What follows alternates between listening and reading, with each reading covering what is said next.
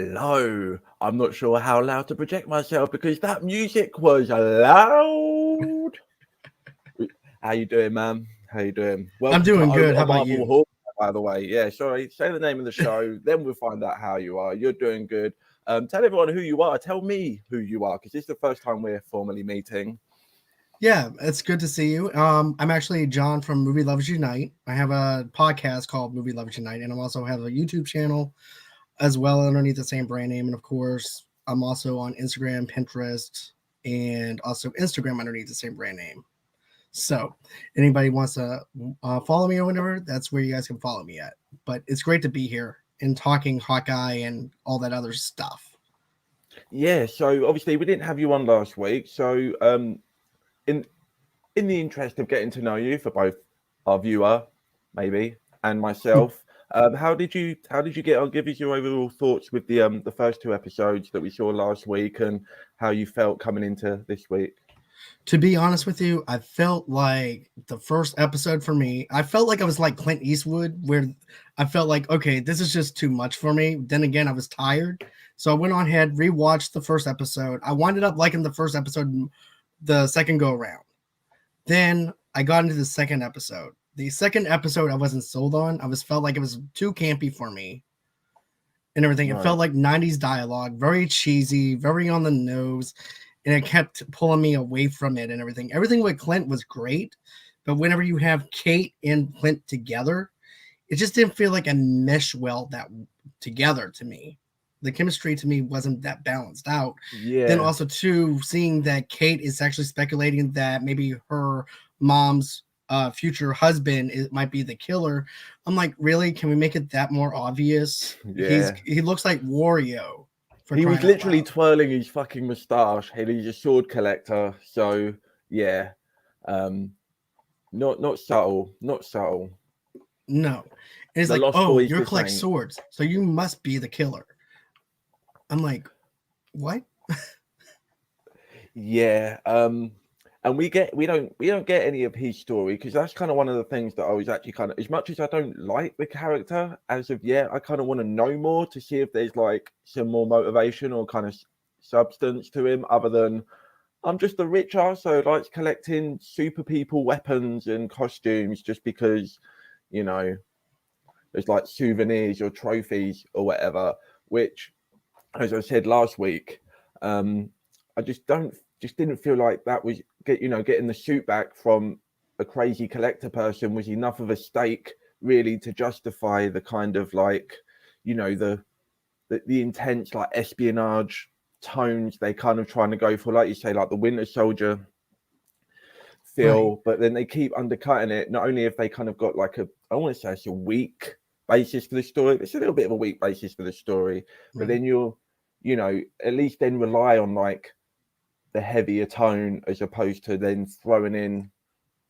the jokey stuff and undermining the good stuff that you do have. The scores all been great in my opinion. The cinematography is great. I think they're both Mhm. great acting. I'm not 100% sold on their chemistry. Like it's fine, but I feel like they want it to be coming off a lot better than it is.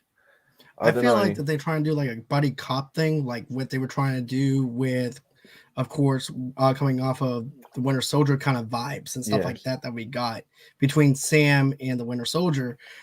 To me, that chemistry worked. This one just didn't Yeah. work in the second episode. I felt like the third episode actually worked better, in my opinion, because you actually do have that buddy cop kind of feel to it, where they're riding on that little small carousel. They're at a front. As a matter of fact, it actually takes place in the KB toy store warehouse, which is something that I was actually geeked out about. That's what I was talking to Joshua about, was the fact I was geeked out about that 90s nostalgia because I used to shop there as a kid. But aside from that, I thought the back and forth between her was really good. I thought it was better than the first two episodes that we got. So I'm Yeah. like, okay, if this is the way that they're going to go with it, with the dialogue and stuff, I'm fine with it. And then also too, I didn't feel like it was over the top. And whenever I first saw the trailer to this, I was thinking that we were going to probably get a more of a serious tone. Then I saw the Hmm. trailer; it's totally opposite of what I thought. So I had to go into this thing saying, okay, forget about everything I thought it was. This is the way that it's going to be and the way this is going to be received. So that's one way Yeah, of looking at it. because they were like they obviously they want that Die Hard kind of tone, and it especially reminds me a lot of Die Hard 3 with the Vengeance, as it were. And they but even with that, you had like this really serious thing driving them forward, you know, literally pushing them to run around the city and, you know, having to like get to the bottom of you know, a mystery, whilst also, you know, trying to having to stay on their toes and avoid the bad guys and stuff. But there's just we don't have that here. And the yeah, I don't know, the dialogue's fine with the banter between them. It's not like some of the Marvel stuff where it's just overly, you know, snarky and jokey all of the time.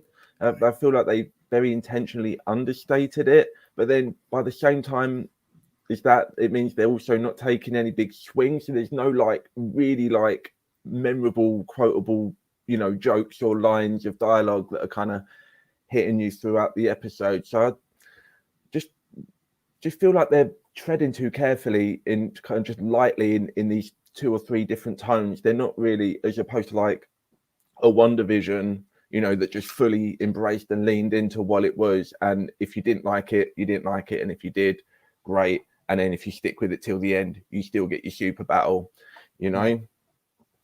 But go on. Oh, sorry. But another thing I want to bring up too is Myra. I like the motivation at the very beginning of this Yes. episode for Yeah. episode 3 because of the fact that it gives you the groundwork of caring about a villain that's after Clint, and she has good motivation to be after them. It's not like, oh, what's the ninja suit? I just want to have the ninja suit to have the ninja suit. It's much more than just about the suit and where it comes from.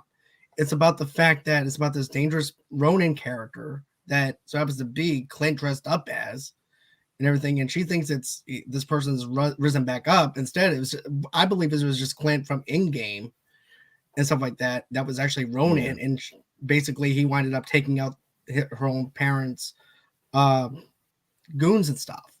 But the thing that I liked about it was she's a deaf character, and there's hardly any dialogue. You can tell with the eyes and stuff like that, because 99% of acting is within the eyes itself, and also the facial expressions and stuff without the dialogue, which is why I like A Quiet Place Part 1 so much. But, you know, the thing that I appreciate with this was the introduction to the uncle, and then him taking her to the karate class, and then this person's in her life for only a small amount of time, but the small amount of time that we have him for, your soul is crushed within the first 10 minutes good. Of the show. That actor is so great, and they really do a good job of like just breezing you through like all the kind of like typical kind of beats of an origin story. You know, we set up the character, you know, she's deaf, she's got this this uncle that she clearly respects, then we go straight into training, then he dies, she comes back, she sees, you know, Ronin, and we just have it all set up there. And even with the smaller character things, like you say, with like how she's like using her, you know, like in Daredevil, you get all that stuff where he's like, you get the shot of the ear and he's listening, and like the sound editing would get tinkered with and stuff. And we kind of do the same thing here, but with the visual. So like she's walking into a room and you can see how she's picking up on all these very like subtle like visual cues that maybe you know anyone else wouldn't necessarily be looking at or noticing. And you know that's got to be hard, man. I mean, being a blind superhero is one thing, you know, you can hear the guys coming up behind you, but deaf, ooh, Yeah, that's makes dangerous. it a whole lot more harder and also challenging at the same time. I would assume so, at least. Yeah, and that's another thing I want to mention too, is even when she was at this class at her regular school, she thought it was going to be a school for the deaf, but it's just a school for the people that can hear, just regular school. The uncle goes, no, you're destined for so much more than that. You're going to have to figure out a way to balance out both worlds, so that way you can stand out in as one. It's weird, I like right? that. Because they say that they can't afford to send her to the school for the deaf people, but then it's like, yeah, but we'll send you to like supervillain crime lord karate school, and that's fine. Like, I don't know which one costs more, but you know, one plays into the family business, I guess. Which brings me to another point. You said about how good the characters' motivations are, and they are in how they're established, but also it's a bit murky and grey here because she wants to kill Ronin because Ronin killed her uncle. Right. Fair enough. That in and of itself, that's completely understandable. But then as we realise, you know, this uncle was running a whole fucking, or at least part running or Organization. co-running, like a whole underground crime organization. So from her perspective, yeah, Ronin is the bad guy, but also you know what your dad does for a job, you know what your uncle does, and you're going to go complaining and crying when they get payback for what was coming to them.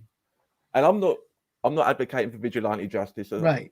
leave it in the hands of the law. I don't really trust them either. But you know, for the sake of this stream and reducing anarchism, because I'm very But influential.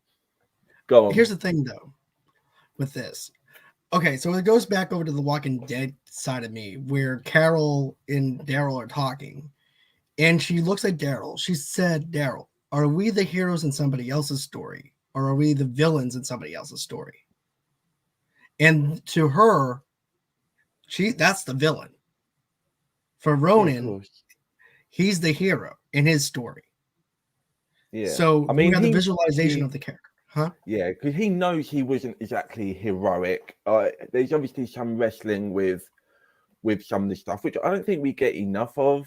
It's so on the surface, just about we need to get the suit because if the suit's out there, they're going to think that Ronan's still out there and it's just going to be causing us problems. I'm not getting a lot of focus on the sense of like, you know, this was a bad thing. This is, you know, and I think we're going to get it because when we're going to assume that we're going to get this interaction between Clint and Maya, where we get the reveal of, yeah, it was me, which how anyone doesn't know that, like, already at this point is like this dude is chasing this fucking suit around for some reason, but he can't be Ronin. He just knows where Ronin is. It's like, Right. come on, Well, you fuckers haven't seen a single TV show ever. well, another thing though, too, man. I mean, even Kate, she would actually be the first one to figure it out, Yeah, especially and when, yeah, Kate would be the she first one hints in because this she found episode. inspiration with Clint as a role model, even though he says that he's not a role model. But to her, he is a role model. This, even though, yeah, he saved her on Christmas and stuff like that, and came out and saved a stranger. But that's twice though in her life that he saved her because of the alien attack in episode 1. She finds her inspiration through Clint to be an archer. In this one, and he doesn't even know that he saved her from the start, and that's how she got her inspiration to be an archer. And then he comes on Christmas to save her and disrupts his whole entire family and his plans to save a complete stranger. And I like that. I like the fact that they had that kind of sensibility about it. Yeah, now he's definitely shown, you know, and not, you know, through his actions and not through, you know, how he's like specifically interacting with her, but like you say, he just abandoned everyone else in his life to just go and help this kid. I mean, it's not 100% altruistic because he knows that this shit's going to backfire on him. Somebody gets that suit, they're going to run DNA on the inside of the thigh of the leg or something, and get some skin scrapings. They're going to find out who this fucker is straight away. Well, I don't know if they can do that now, considering the fact that in episode 2 they had someone else that wore the suit, so therefore they'll have 2 different The flesh DNAs on. cocktail. Right. I could just see them going up to the Lopper from the park and killing him, thinking that's actually Ronan, but instead it's actually Clint. And then they figure Yeah. out, okay, we have another DNA that matches out to the suit, so therefore we have to go after Clint next. So Yeah. So it is, talking about this stuff, like go back to the beginning of the episode. So they're captured in the yeah, that old abandoned building place, and they're we get all the I'd say medium done kind of banter and dialogue, yeah, we got which the is banter back fine. and forth between Kate and him and things like that. And he goes, "What were you doing? I was about to clear your name, and then here you Yeah. go, mess it all up again." And But then, yeah, God, I was just say these goons, man, these goons, what are they doing? they captured an Avenger, and they just tie him to a kid's ride thing, and they just sit there just laughing. Like, bad idea. I mean, I know it's Hawkeye. He's got no bow and arrow, but there's no respect being given whatsoever. To the point, they're just barehanded dudes. They train at karate school, right? And they obviously work for somebody very important and very powerful, very well established in comic book lore. If it is who we think it is, we'll get into that in a minute. Right. I want to get into that too. So this is an Avenger. This is one of the 6 original Avengers. So we're going to send a bunch of goons in tracksuits, no weapons. Cool. Then when they escape, all of a sudden they've got baseball bats and crowbars. And then we get another action scene with them and Hawkeye getting to his bow and arrow. And that's a great moment. Again, I'll get to that in a second as well. I'll just finish this bit here. Okay. And then they escape the building with the dudes with the crowbars and the baseball bats. And then they come after them with guns. Now they've all got guns all of a sudden when we get to the point of the car chase. And it's just like, why was you not holding these fuckers at point blank range from the get-go? You work for a very powerful, very intelligent man, and you're acting like villains in Streets of Rage 2. I don't know. Well, to be honest with you, I have to agree with you. They didn't really feel threatening or menacing at all. They were like one note, one layered kind of characters. Like, don't get me wrong, I know they're goons, I know they're bad guys or whatever. Yeah. And they're supposed to be one layered, but not down to the point where they're so one noted that you're making Hawkeye ride a pony and doing that and laughing at him like he's Deadpool. Like, no. I'm like, that part didn't really work for me. Yeah, I chuckled, but at the same time, I'm like, it's complete ridiculousness of it. Yeah. The only one that was actually threatening was Myra and the other guy that she was with. Yeah, their relationship is great, by the way. We don't dive into the specifics of, if they're just like friends, colleagues, or maybe more. But we get really good performance from him. Like, I really felt like the pathos from him, and when he sees Maya's gone too far and she's like choking up Kate and stuff, and we just really get like a lived-in sense of their relationship, which I really love. And then to counteract your point of the mindless goons, we do get the one with the relationship problems and the watch, or no, the tickets. He buys tickets for somebody for a date, and they don't realize that it's supposed to be a date, and they want to take their friend. And we spend a good 3 minutes on this with Kate early on in the episode. Yeah, giving him advice, relationship advice, and all that stuff, which was pretty much just a distraction to get Clint to unwrap himself. Yeah, but she's a kid, man. Like, in this, she's never been in any situation like this, and she's playing it off all like cool, calm, and collected. And then, at first I really hated, because like I say, she's a kid with no experience. She should be shitting herself. But then when Maya does the flip and grabs her by the throat, and she has that moment of like, oh fuck, this is really serious. And then like, don't be scared, keep your cool, all of this kind of stuff. So they get back on point eventually. But I just felt like it was unnecessary, and we could have had those moments between them without having, we could have had those 2 extra minutes with the joking with the goon, and just had more of these like personal moments between Clint and Kate, because we do get some really great ones. We definitely do. And of course I like the stunts. The stunt work was really good in the action sequences whenever Clint's escaping and everything too. Oh yeah, and then him going into the plastic balls and stuff reminded me of Sheldon from The Big Bang Theory going bazinga and everything. That has a little small thing, but I like that. I like the scene. I like that scene though. Yeah, that action scene was really well done. Where we're completely undermining him. Hawkeye's no bow, getting beaten up by dudes in tracksuits, and even he knows straight away, because he escapes and he doesn't even try and help Kate. He's just like, I get the bow, everything else will be fine. I can get the bow before I get the girl, and that's just going to make everything conducive, you know, as opposed to being like, hey, what the fuck you leaving me like for a bow? Really? It's like, no, we know why. We know, Right. like, you know, you're weak without it. It's just say what it is, you know. Exactly. Like, what is Iron Man without his suit? He's still a genius and a billionaire and everything else. What are you, Hawkeye? You know, you can't even do a movie marathon with your fucking kids, you drip. Right. So we get to the bow. Another thing that I thought that was cool was this though. The tug of war between Myra and Clint with the bow and stuff like that. And then she throws him out. And then all of a sudden he goes on there, shoots the arrow. It breaks Kate out of her out of the duct tape and everything. I like that. And Pretty then they cool. run out. And then they go, and then of course he's like, no, not the charger. We're not gonna take the charger. Nothing's gonna and then so he winds up taking this other car.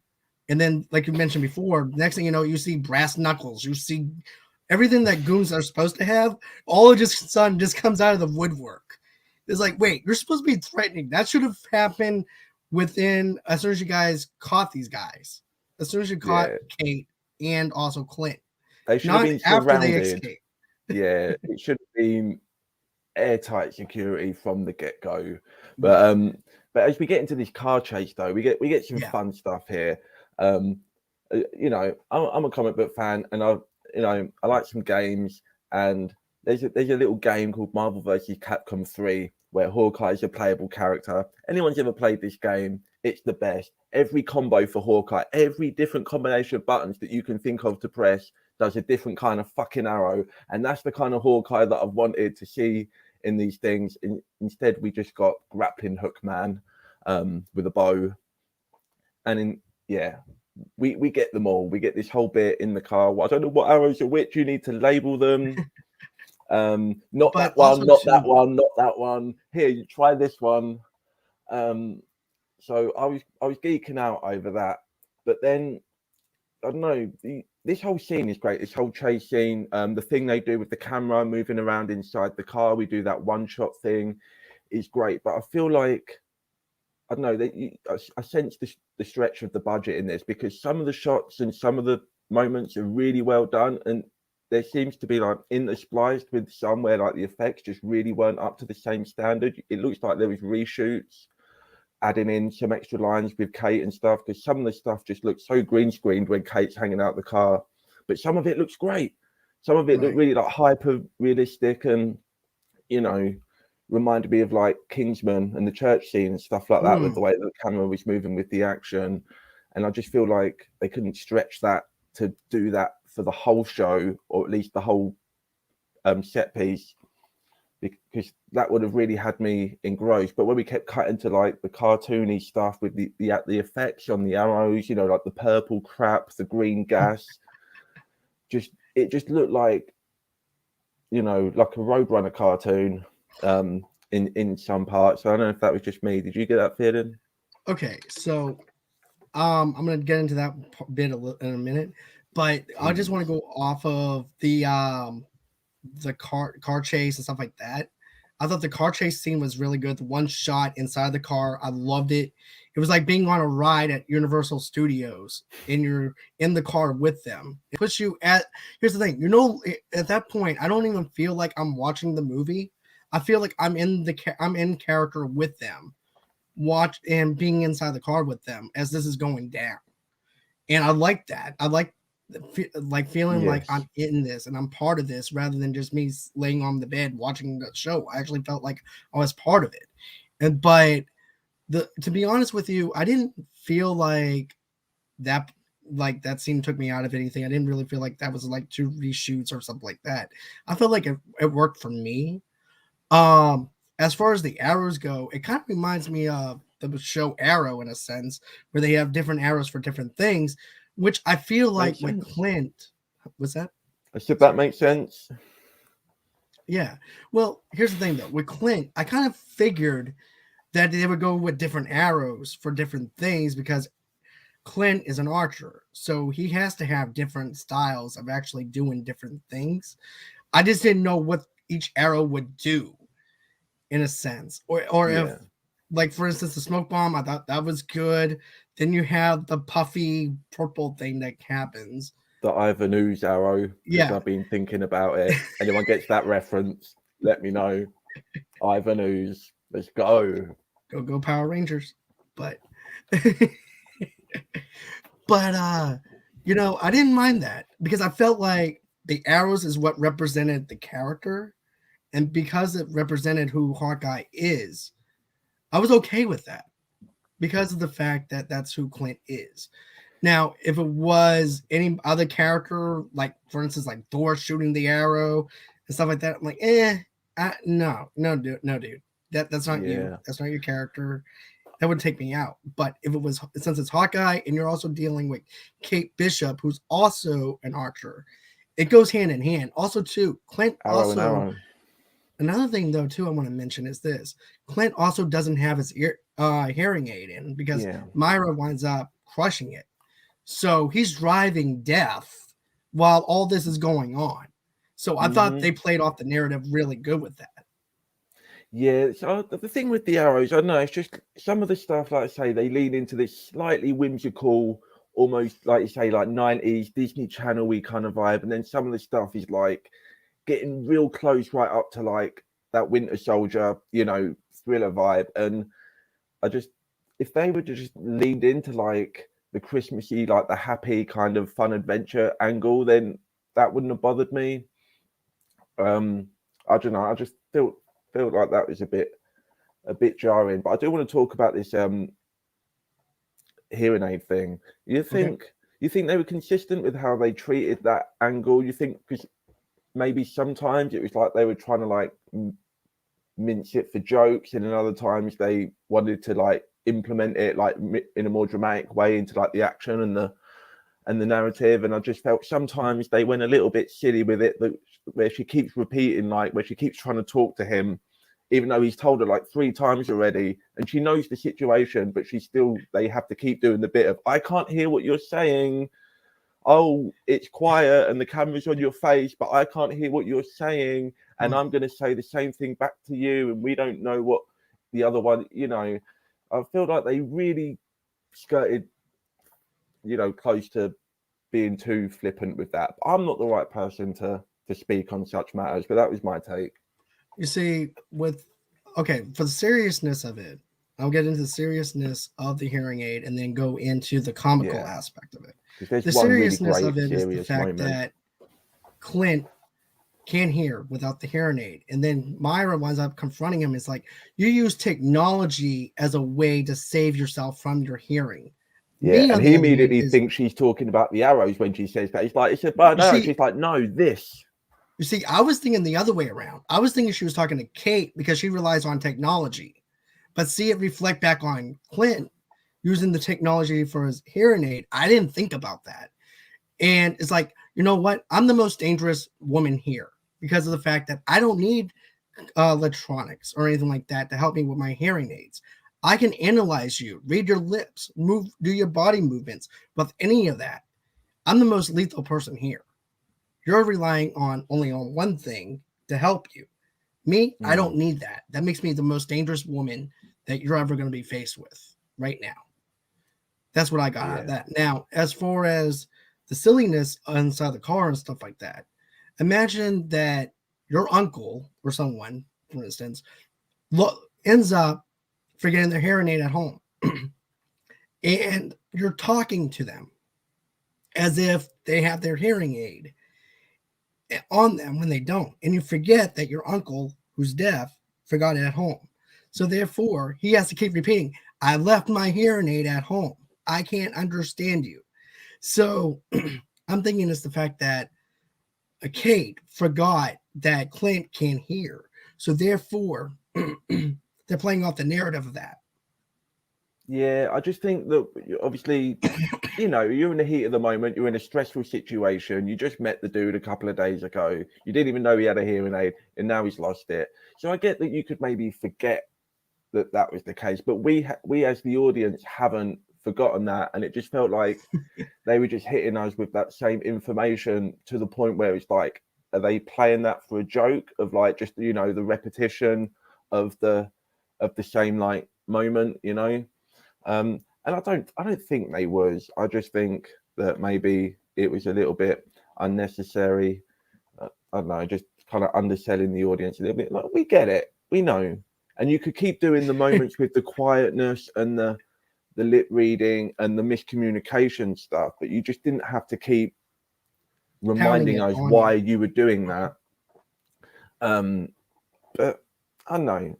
Maybe some people think that's great that they had it in there as much and used it in those ways. You know, who knows?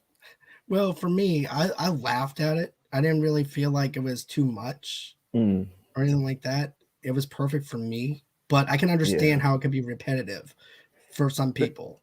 But then they really swing it round because we get, and I'm hating on all this stuff. I'm thinking, I'm not hating it. I'm being cynical of some of this stuff. And then we get the phone call scene, and I'm just like, man, I know exactly what you're trying to do here, and it is working, and I hate you for it. So Clint's phone rings, and he can't hear who it is or what's being said, and then Kate comes in, notepad, and she's writing down what he's saying, and he can kind of relate to the kid, which is really sweet. Reminds me of this great moment in Umbrella Academy. Yep. If you watch that, where Allison's had her throat cut and she can't speak, and Luther is talking to her daughter on the phone, and he relays a message.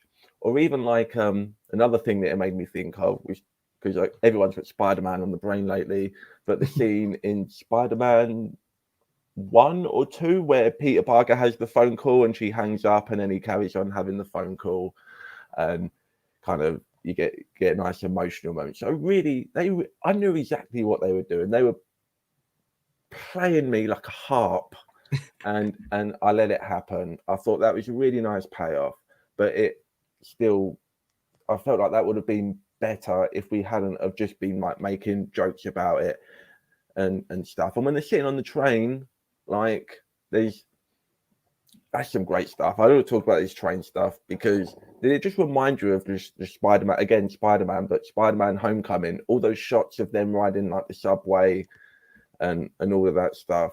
And in the car chase scene, there was flavors of like Ant-Man 2, for better or for worse. I don't know.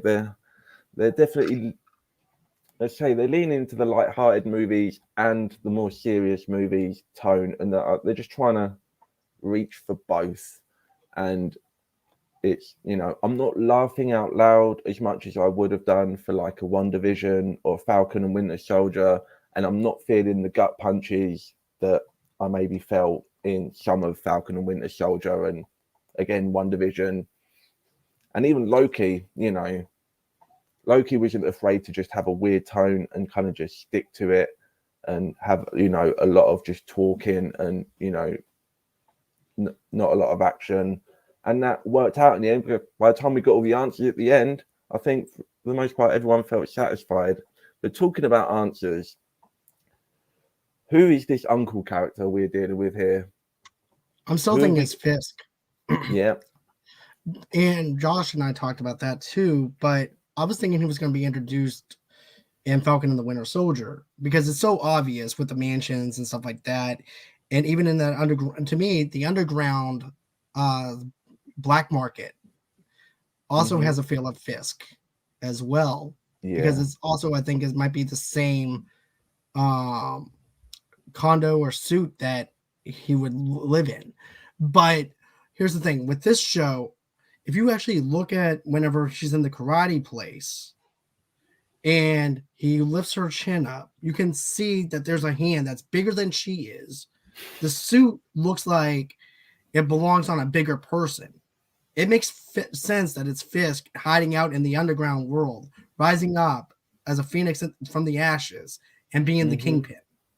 Yeah, this opens up so many questions, right? Because if we're bringing him in, how much, if any, of the continuity are we bringing in from these shows? Which is obviously an issue that Marvel has probably been wrestling with, as far as like, do we even bring these actors in? Is it going to confuse people if we have the same actors but don't use the Netflix continuity and just kind of say, well, these are just, are slightly variated versions? they can bring these characters in and still have those violent moments, because you know, when we saw that whole entire deal where we see the villain's uncle getting killed and everything with those scenes, that's a brutal scene. You're seeing the blade go through somebody without any blood splatter. You can still have those intense moments and still keep the show at an even base for Disney Plus, for Disney show, without having to show the blood splatter. And I'm thinking that they might actually bring in the continuity of what they've had from Netflix into the show, even though they said that they weren't going to at one point or another. But I think it makes sense for them to bring it in.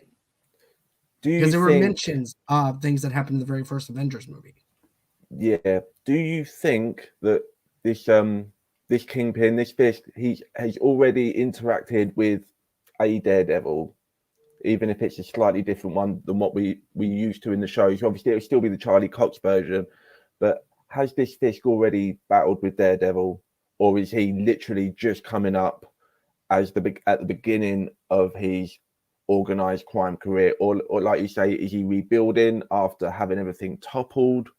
Or here's a theory that I had: is could we retroactively say, if we are going to still use the continuity, we could retroactively say that Fisk didn't actually rise to power until after the snap, so that, you know, because in season 1 of Daredevil, he says that, you know, after the Battle of New York, real estate was low. I want to buy everything in the city and rebuild it. But he says it's after the Battle of New York. It doesn't mean it was like a week after. It could have been 5 years later, or we could have even been referring to the battle in New York that happened in Endgame retroactively, if they wanted to do that. That way you could keep the entire continuity of the series, and now Kingpin's risen up. So that would theoretically mean that while this is going on, that the Daredevil stuff would kind of happen simultaneously off screen, and we've already seen that, so we would know how that plays out,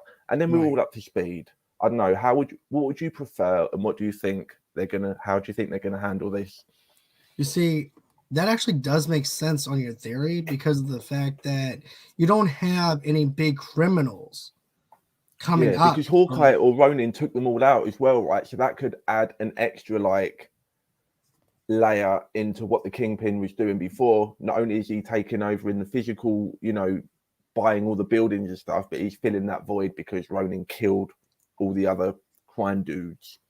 Right. But go on. But I'm thinking too, like with the second theory that you had, and the fact that this Fisk, could have fought Daredevil. I'm thinking that these people, he's already well established.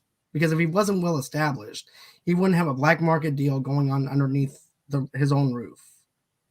He wouldn't have all these other Russians in his house having this private party for a charity. And I think that this is a well-established Fisk that we already have. But with the snap, it makes him even that more powerful, because all those other powerful people could have also been demolished. And therefore, he can rise to power without having to worry about anybody coming to him. Plus, add the Ronin stuff on top of that, and it's just an easy path. My thing is though, because I hear a lot of people saying, "Who bought Stark Tower? Did Fisk buy Stark Tower?" If this is an early Fisk, how does he afford that? Like, how much is a tower that size in New York cost these days? You know. You're an American. You look well versed in the real estate market. Yeah, I know. But, so Fisk starting out wouldn't, even if he was like coming up from money that he had, you know, that's Stark Tower, man. That's not like a $10-20 million purchase. That's like $1 trillion. That's like, you're lots of zeros. You know, kind of like my dating history. So. I'm joking. Some of them were very nice. You're good. They were they were some wonderful, lovely characters. All two of them. It's fine. So But you know what thank else, you, though? Josh. Mm. Thank you, Josh. Go on, back on target. What was you going to say? You know how we saw the Avengers hideout keys. That was on the market though too. So what if he bought that as a way for underground crime to train people, and also bought the Stark Tower for business? Yeah, I mean, it would make sense. I mean, I'd really like to see the Fisk that we get in, like, you know, some of the comics, and particularly the Spider-Man, the 90s animated series, where he's, you know, he's got all this tech and he's like loaning it out to people to, you know, to do other crimes on his behalf, or, you know, giving people a little leg up in return for a favor, you know, goblin gliders, you know, spider slayers, just funding everything left, right, and center. Right. So that would be a huge deal if, you know, not only just for this show, but for just generally his place in the Marvel universe. Because, you know, if we are getting him, which it seems like we are, you know, we had all the rumors kind of before because of Spider-Man, and now we're getting him in Hawkeye.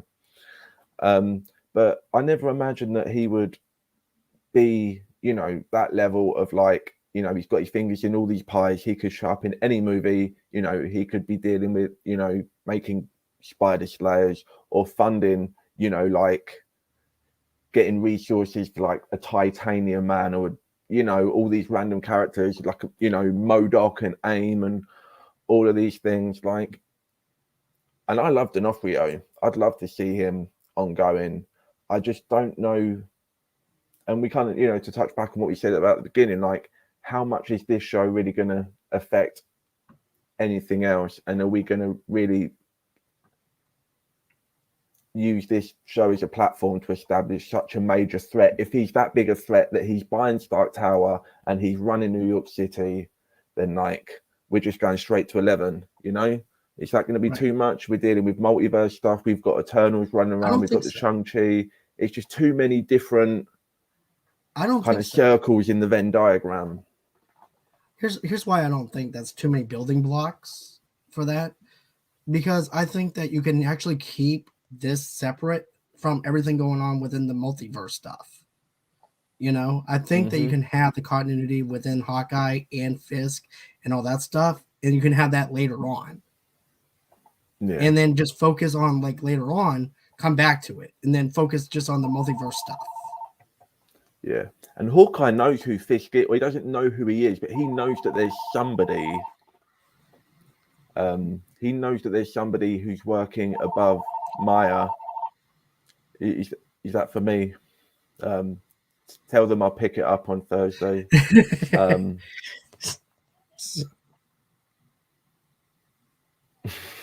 Sorry about that, but no, we're good. So I'll make sure that they get the message for Thursday. It's my point. Clint already knows who he is, so he must have made some legway on the scene, as it were, at this point, right? Right. But we don't know. We're going to find out next week. It's obviously him. Nobody gets That's what I'm thinking. That well tailored. That was a. I'm 100% sure that it's Fisk. It's got to be Fisk, no matter what. Yeah, it's got to be. And you think then Fisk is. How does the evil stepdad factor into all this? Is he working for Fisk? I think that he could be working for Fisk, and that just ties it all back together in a nice little bow, with a bit of a too neat a bow, but, you know, I could take it. To be honest with you, I think he might be working for Fisk, but this guy looks like an ugly version of Wario from the 90s with a mustache and the messy hair. And also looks like one of those guys that you can actually tie a woman up to a railroad tracks back in the 1930s comic book strip. Yeah, he looks like it's like very just right around the corner. Yeah, definitely. And that's what I said to my fiance when I was watching this. I'm like, this is too obvious if he's the bad guy. You know what I mean? Because, he's got to be the bad guy because he's into sword fighting. I'm like, really? That's so obvious and so on the nose. I'm like, I want some misdirection. I don't want it to be like, that's the bad guy. I want it to be maybe he's a concierge for Fisk or something like that. what I'd like to see, because we ended this episode and we'll start wrapping this up soon. The end of this episode, we go back to Kate's just like, come along to the penthouse. I'll check the database. I'll find out who this guy is. Like, oh, great. Now she's all of a sudden like, full on oracling the situation, and she's, forming the plan. She's on top of everything. Clint's just like, yeah, that seems fine. So they go back, and she's looking in there. I know conveniently now I'm locked out straight away, and then Hawkeye goes into the next room, and there's a lovely sword there waiting for him attached to the mustache man, as we've already established. So here's my theory on where we'll be going, is that he's going to capture Clint on behalf of Kingpin. We're going to meet Kingpin next week. He's going to give a nice speech to Hawkeye about how he's risen to power, or what his kind of goal is, this city and all of that stuff, Vanessa. and we'll Vanessa, we'll answer some of those questions, although he wants to hope the continuity's not in place, because if it is, she's not doing so good. But I digress. Here's what I think. I think Kingpin's going to kill this swordy motherfucker just with his bare hands, and then that sets the tone of how dangerous this guy is. You collect swords, yeah? Well, collect these fucking hands, motherfucker. I'm the Kingpin. I'm going to put your head in a car door and rip that mustache right off in the rubber ceiling.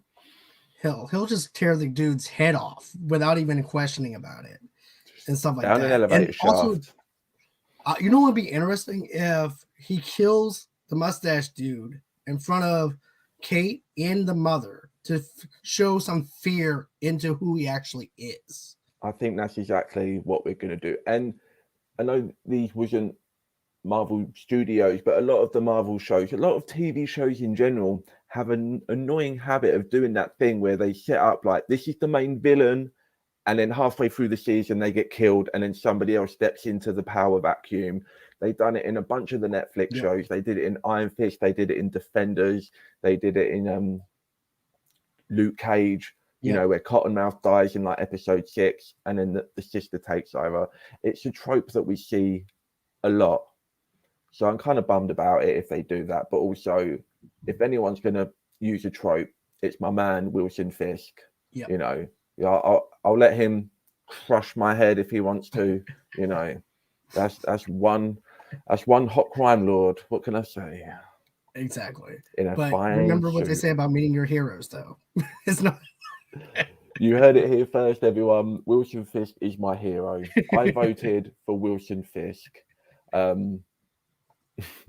demand a recount until Wilson Fisk gets what Wilson Fisk wants. And if anything else is fake news. Any final thoughts on this episode before we head out? Just that I thought this was a great episode, a great start into me liking this series, to be honest. Because like I said before, the first episode, I liked it and everything. And I remember watching the first 2 episodes, not liking it at all. And then rewatching it and then liking the first one, not liking the second one so much. So now I have an appreciation for the first episode and this episode. And it sets the tone, sets the vibe on what we're going to get for next week, hopefully. But I'm excited. I like what I'm seeing so far. Yeah, no, I'm kind of in a similar place to you for this. I enjoyed the first 2 episodes the first time I watched them. I wasn't in love with them. I was just like, yeah, this is fine. I could just come back to this and watch it for 40 minutes and have something to talk about. It's not exactly going to break the internet or anything. But this episode, yeah, it gave me just enough of like the things that I want more of. It upped the action, and it upped the dialogue is better. There's actually a bit more of a plot that I can get invested in now. Although I will say this, and this could be a danger that we're going to get for a lot of this stuff. Am I only more invested now because of Wilson Fisk, which is a character from a pre-established thing that they're just bringing in just to get that exact reaction out of me, or am I actually excited for the plot of this show and where it's going to go? And are they going to be relying on that stuff a lot, too much from now on, with Spider-Verse and, bringing in these other things and kind of just remixing them basically, you know, instead of having an actual like original engaging story? Or am I just being cynical? Well, here's the thing. I'm excited because of the plot. But am I going to be geeked out over the fact that Fisk is showing up? Hell yeah, I am. Because Fisk to me is a great character to have. And you need to have a character like Fisk in this MCU. You need a dangerous character. It's been a long ass time since we had someone that was fucking threatening. Mm-hmm. And to me, you need a Fisk in your life, in MCU's life. But you know, I'm in it for the motivation of the story now because of the fact that we have Myra. I'm invested into her. And if it wasn't for Myra, I might actually feel that way, where I'm like, am I more excited for Fisk or am I excited for the plot? But because I saw Myra, because I saw her background, because of her ability to not be able to hear and her ability to analyze people and stuff like that, that's my motivation of tuning in now. Yeah, she's a very engaging character, and I am excited to see kind of, or intrigued more to see how they resolve her thing with Barton, because she's got to find out that he is in fact Ronin. We know she's getting her own series. She's not going to have her own series as like, you know, Lady Death, leader of a crime gang. You know what I mean? So there's gonna be a face turn at some point where she's going to turn against presumably Fisk, but even if that happens, Clint still killed her father figure, you know? Right. So I'm just interested to see how they're going to resolve that. She's going to be like, well, yeah, I know you did that, but now there's something more important, so I'm done with it. Or you know, I just don't know how there's an interesting way to wrap that up that doesn't just feel like a bit of a cop out. But I'm intrigued to see if and how they do that. You know, I'm going to team up. I help you beat Kingpin, and then I'm going to come and kick your ass again afterwards. And we still haven't seen Yelena come into this yet, which we would assume that she's going to. So now we've got a three-way going on of Yelena wants Clint's head, Maya wants Clint's head, all four-way, Fisk wants his head, and hell, five-way, because Mr. Swordman wants to slice that bad boy straight off as well and use it as a candy bowl. So I don't know. Now that we're breaking it down, you know, there is some plot going on, but it's nothing, you know, it's nothing that's going to kind of really get you chewing. But you know, there's enough, and I want to see where it goes. So overall, it's a good episode, and I hope for everyone this has been a good episode, and that I've been a good host. I'm Dean Lewis. You get me on Dean Lewis 2099 on Twitter. Follow me there. Might be some fun stuff happening from my end soon. More funner than usual. How do you like my grammar? Tell the people again once more where they can find you. Okay, you guys can go on and follow me on Facebook at Movie Lovers TV Lovers Unite over there. Of course, under Instagram underneath the same brand name, and on Pinterest as well.